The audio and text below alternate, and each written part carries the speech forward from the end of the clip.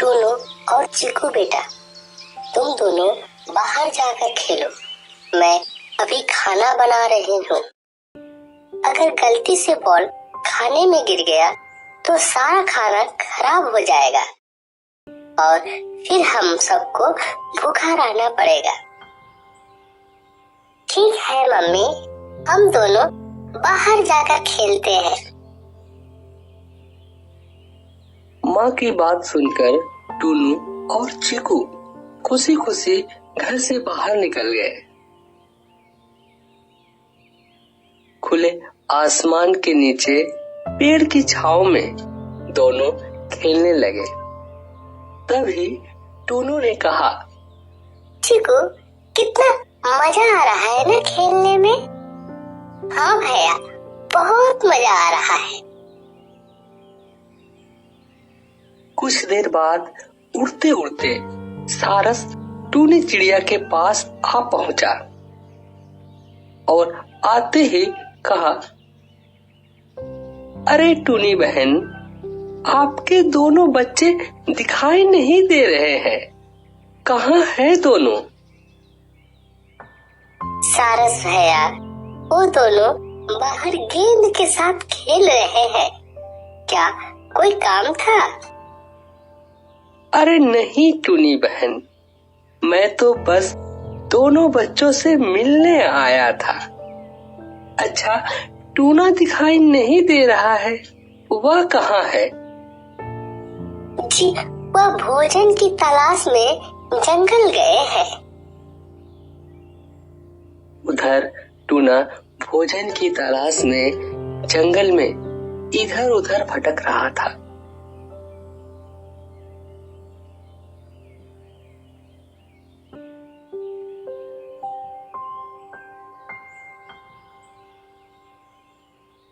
तभी उसकी नजर सामने पड़े एक भयानक दृश्य पर पड़ी। उसने देखा कि एक शिकारी चील जंगल के एक पक्षी को मारकर खा रहा था। यह देखकर टूना डर गया और घबरा कर बोला, अरे यह तो वही शिकारी चील है। यह फिर से हमारे जंगल में आ गया है। यह हमारे बच्चों और पूरे जंगल के लिए बहुत बड़ा खतरा बन सकता है। मुझे जल्दी से टूनी और सबको यह बात बतानी होगी। इतना कहकर टूना बिना समय गवाए अपने घर की ओर तेजी से उड़ पड़ा ताकि वह टूनी और बाकी सबको इस बड़े खतरे के बारे में बता सके। थोड़ी देर बाद जब टूना घर पहुंचा तो उसने देखा कि सारस पहले से वहां मौजूद था। टूना को इतना घबराया हुआ देखकर टूनी चिंतित होकर पूछती है, आप इतना घबराए हुए क्यों हैं? तब टूना जवाब देता है, वह शिकारी चील वापस हमारे जंगल में आ चुका है। मैंने अपनी आंखों से देखा है कि वह हमारे जंगल के एक पक्षी को मारकर खा रहा था। यह बहुत ही बुरी खबर है। हमें यह बात जंगल के सभी पक्षियों तक जल्द से जल्द पहुंचानी होगी। तभी सारस बोल पड़ा, अरे बाप रे, वो खतरनाक शिकारी चील फिर से हमारे जंगल में वापस आ गया। हमें अभी जंगल के सारे पक्षी को यह बात बताना होगा। तभी टूना कहता है, टूनी, बच्चे कहीं दिखाई नहीं दे रहे हैं। वो दोनों कहाँ है? जी, वो दोनों बाहर गेंद के साथ खेल रहे हैं। टूनी, जल्दी से दोनों को घर के अंदर ले आओ। मैं और सारस जाकर जंगल के सभी पक्षियों को उस शिकारी चील के बारे में बताते हैं। ठीक है, मैं अभी जाती हूँ और दोनों बच्चों को घर के अंदर ले आती हूँ। इसके बाद सारस और टूना दोनों जंगल के पक्षियों को शिकारी चील के बारे में चेतावनी देने के लिए निकल गए। उधर टूनी भी बिना देर किए अपने बच्चों को लेने के लिए बाहर चली गई। थोड़ी देर बाद टूनी चिड़िया अपने बच्चों के पास पहुंच जाती है और जाते ही कहती है, बच्चों, जंगल में एक शिकारी चील आ गया है जो बहुत ही खतरनाक है। वह पक्षियों पर हमला करता है, इसीलिए तुम दोनों मेरे साथ घर के अंदर चलो और जब तक मैं न कहूं तब तक बाहर मत निकलना। ठीक है मम्मी। टूनी अपने बच्चों को लेकर उड़ते हुए अपने घर की ओर चली गई।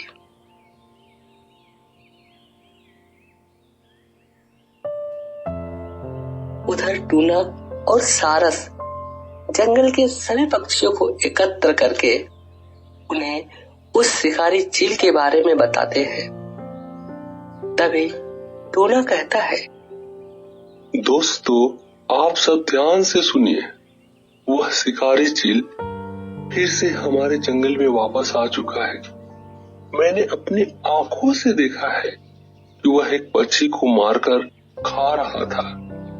इसीलिए हम सबको बहुत सावधान रहने की जरूरत है। साथ ही हमें मिलकर कोई ऐसा रास्ता निकालना होगा जिससे हम अपने बच्चों और जंगल के सभी पक्षियों को सुरक्षित रख सके। टूना की बात सुनते ही सभी पक्षी घबरा गए।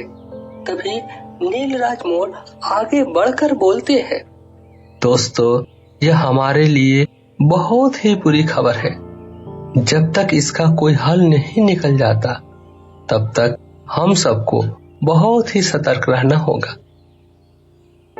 तभी मीठू तोता कहते हैं, फिलहाल हम सब अपने अपने घर चले, क्योंकि थोड़ी ही देर में रात होने वाली है और जैसे ही किसी को कोई हल सूझे तो एक दूसरे को जरूर खबर करना। इतना सुनते ही सभी अपने अपने घर की ओर निकल पड़े।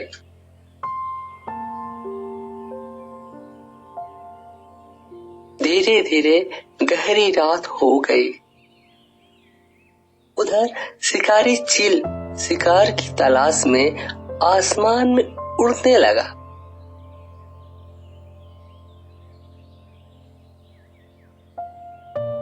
कुछ दूर उड़ने के बाद उसकी नजर टूनी चिड़िया के घर पर पड़ी।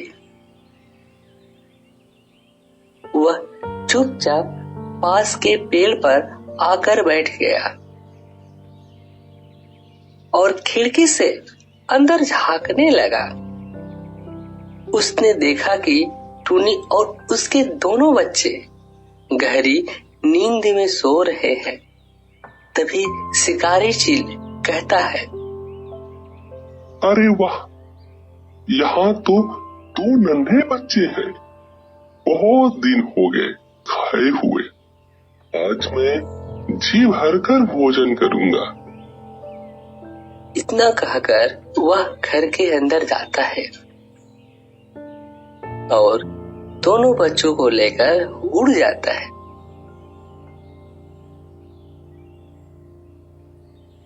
कुछ देर बाद उन्हें अपने घर के अंदर ले जाता है। थोड़ी ही देर में शिकारी चील दोनों को मारकर खाने लगता है। कुछ समय बाद जब सुबह होती है और टूनी व टूना नींद से उठते हैं तो देखते हैं कि उनके दोनों बच्चे घर में नहीं हैं। यह देखते ही टूनी और टूना फूट फूट कर रोने लगते हैं। उन्हें समझते देर नहीं लगती कि उनके बच्चों को शिकारी चील उठा ले गया है। कुछ ही देर में यह खबर जंगल में आग की तरह फैल जाती है और थोड़ी देर बाद जंगल के सभी पक्षी टूनी और टूना के घर पहुंच जाते हैं। सब देखते हैं कि टूनी और टूना दोनों ही रो रहे हैं। तभी सारस कहता है, मत रो टूनी बहन, जो होना था वह हो चुका। अब हम सबको मिलकर कोई ऐसा रास्ता निकालना होगा जिससे हम सब इस शिकारी चील से हमेशा के लिए छुटकारा पा सके। सारस की बात पूरी होते ही नीलराज मोर बोल पड़ते हैं, मेरे पास एक तरकीब है। अगर हमें यह पता चल जाए कि शिकारी चील कहाँ रहता है तो वह जब रात के समय अपने घर में सो रहा होगा, हम सब मिलकर उसके घर को बाहर से आग लगा देंगे, जिससे वह जलकर मर जाएगा। नीलराज मोर का यह सुझाव सभी को बहुत अच्छा लगता है और तभी सारस बोल पड़ता है, तो आज रात हम सभी शिकारी चील के घर की तलाश के लिए निकलेंगे। कुछ देर बाद रात हो जाती है और जंगल के सभी पक्षी शिकारी चील के घर के तलाश में निकल पड़ते हैं।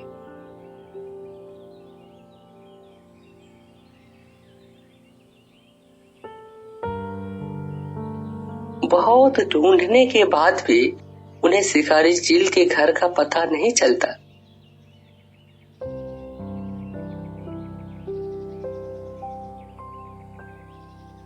आखिरकार थक हार कर वे सभी एक बड़े पेड़ पे जाकर बैठ जाते हैं।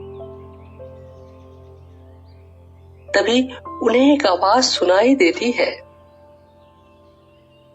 क्या तुम लोग शिकारी चील का घर खोज रहे हो? इतना सुनते ही सभी पक्षी चौंक जाते हैं। तभी टूनी देखती है कि आवाज उसी पेड़ से आ रही है जिसपे वो लोग बैठे थे। वह समझ जाती है कि यह कोई साधारण पेड़ नहीं बल्कि एक जादुई पेड़ है और कहती है, हाँ जादुई पेड़, हम सब शिकारी चील का घर ढूंढ रहे हैं। मुझे पता है इस शिकारी चील का घर कहाँ है। हे जादुई पेड़, कृपया हमारी मदद करो और हमें बताओ कि शिकारी चील का घर कहाँ है। तुम लोग यहाँ से थोड़ी दूर और जाओ, तुम्हें एक पेड़ पर शिकारी चील का घर दिखेगा। वह अभी अपने घर में मौजूद है। धन्यवाद जादुई पेड़। इतना कहकर सभी पक्षी शिकारी चील की तलाश में निकल पड़ते हैं। कुछ दूर जाने के बाद उन्हें एक पेड़ पर वही घर दिखाई देता है जैसा कि जादुई पेड़ ने बताया था। सभी पक्षी वहीं रुक जाते हैं। तभी टूनी कहती है, यही शिकारी चील का घर है। तभी मिठू तोता आगे बढ़ता है और घर की खिड़की से झांक कर देखता है। वह देखता है कि शिकारी चील घर के अंदर गहरी नींद में सो रहा है। मिठू तोता वापस आकर सभी से कहता है, हाँ यही शिकारी चील का घर है। वह भी सो रहा है। यही सही समय है उसके घर को आग लगाने का। इसके बाद सभी पक्षी मिलकर शिकारी चील के घर को बाहर से आग लगा देते हैं। कुछ ही देर में शिकारी चील अपने ही घर में जलकर मर जाता है। तो दोस्तों, यह कहानी आपको कैसी लगी? यदि अच्छी लगी तो कृपया हमारे चैनल को सब्सक्राइब और वीडियो को लाइक करना न भूलें। मिलते हैं नेक्स्ट वीडियो में, तब तक के लिए धन्यवाद।